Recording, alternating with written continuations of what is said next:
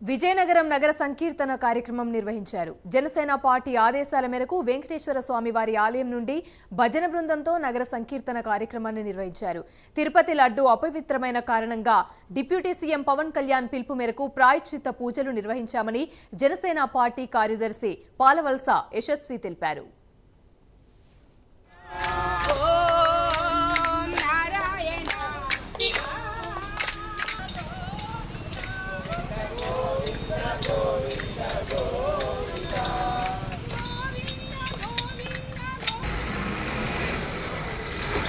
లడ్డు కాలుష్యం అన్నది నాకు తెలిసి మనం ఎప్పుడు కూడా కని విని ఎరగం.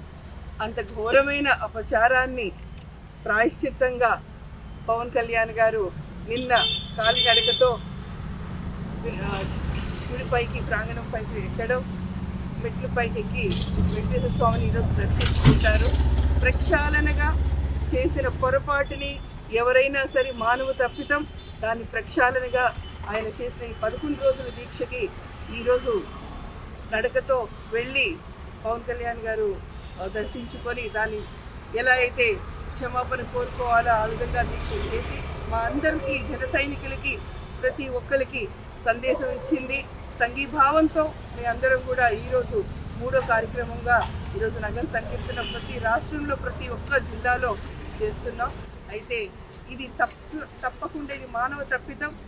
దీన్ని క్షమాపణ కోరుతూ మా నాయకుడు తరపున మీ అందరం కూడా ఈ దీక్షను విరమించి చక్కగా సంఘీభావం చెప్పి మన దైవాన్ని వెంకటేశ్వర స్వామిని